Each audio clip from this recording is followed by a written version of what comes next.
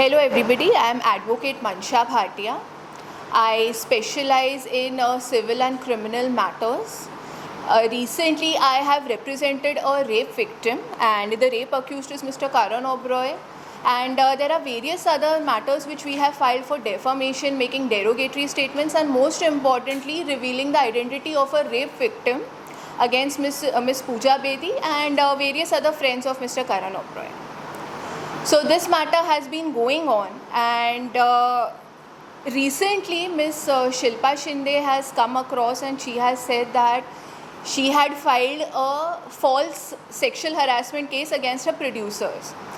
So पता नहीं, जैसे ही कहीं पे कुछ रेप की बात होती है, कुछ सेक्शुअल हरासमेंट का केस आता है, Mr Karan Oberoi and miss Pooja Bedi always seek to take that opportunity and वो कुछ ना कुछ मीडिया में बोलना चाहते हैं जो डायरेक्टली या indirectly is against my client. Either it defames her और it is to harass her और that is just to falsely create and white wash his own image. तो रिसेंटली क्या हुआ, जैसे ही मिस शिल्पा शिंदे ने ये पब्लिकली अनाउंस किया कि हाँ मैंने एक फॉल्स केस किया था, तो mister Karan Oberoi and miss Pooja Bedi again took that opportunity और वो मीडिया में बोलना शुरू हो गए कि मिस्टर Karan Oberoi के अगेंस्ट भी फेक रेप केस हुआ था. It is very surprising, chargesheet file हो चुकी है, they have been appearing in the courts, तो भी वो पब्लिक को मिसलीड कर रहे हैं, मेरे क्लाइंट के अगेंस्ट कुछ ना कुछ बोले जा रहे हैं. ट्रायल शुरू होने वाला है तो उस वजह से they are just trying to derail the entire case by making these false statements publicly. उन्होंने फिर से बोला कि मेरे अगेंस्ट फॉल्स रेप केस हुआ है, फिर मैंने जिनके अगेंस्ट फॉल्स रेप केस हुआ था उनके लिए मैंने वो सेक्शन 375 और सम मूवी उसकी स्क्रीनिंग कराई.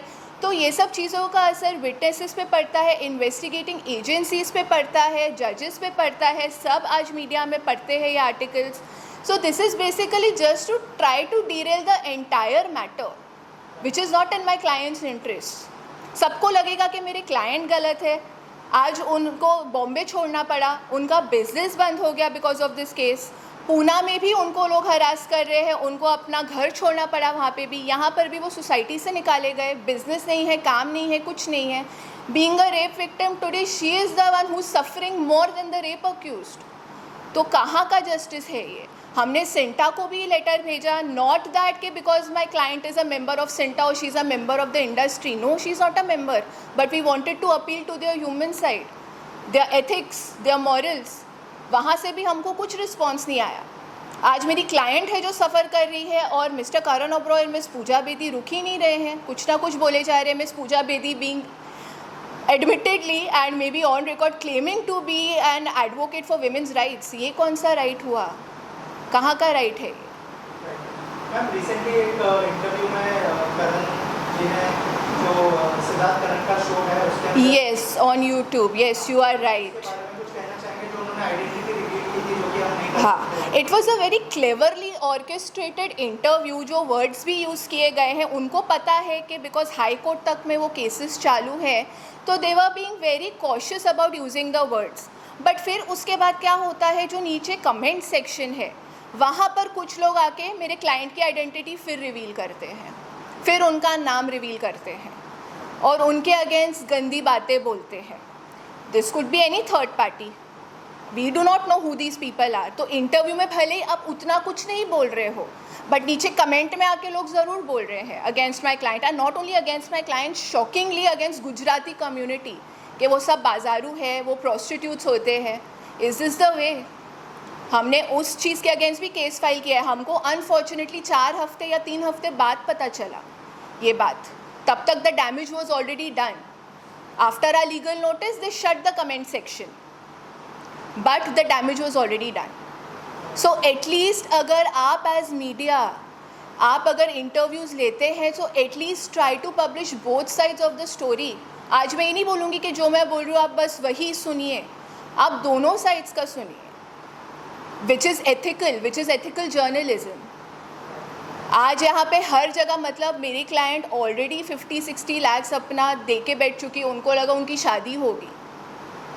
शादी तो नहीं हुई, बेचारी बॉम्बे से ही निकल गई, कहाँ जाए क्या करे. सो एटलीस्ट आप उनकी भी सुनिए. नहीं तो मत कीजिए, फिर मीडिया गैग ऑर्डर लगवा देते, फिर किसी को कुछ बोलने की ज़रूरत नहीं है. बट एक side of the story publish करना, उनके sexual chats, which is so wrong. My client has never denied that she was not in a relationship with Karan Oberoi. She was very well in a relationship with Karan Oberoi. There was a promise to marry, there was exploitation, whatever it was. वो हम court में देखेंगे. But उनके sexual chats reveal किए गए हैं, और वो भी one sided, and big media houses I am talking about. So please be fair and just to my client as well. Also talking about जो आइडेंटिटी रिवील करना है, तो अब तक जो केस कहाँ तक पहुँचा है उसके बारे में कुछ बताइए. और जो मीडिया हाउसेस के बारे में बात कर रही है आप, तो उन्होंने क्या क्या मतलब फॉल्स एलिगेशंस के बारे में अगर सी कुछ आर्टिकल्स हैं जो खुद कोर्ट में उन्होंने बोला कि हम निकाल देंगे. So some articles have been removed. But फिर अब क्या हो रहा है, रोज़ कुछ ना कुछ आ रहा है मीडिया में, तो वो निकलने के बाद भी मतलब it's not stopping anywhere. So again of course we are approaching the court in view of all these fresh articles and fresh allegations against my client directly और indirectly. I am not saying in the recent articles her name has been revealed.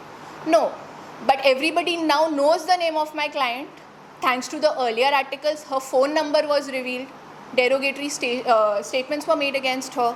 So directly indirectly सबको पता ही है.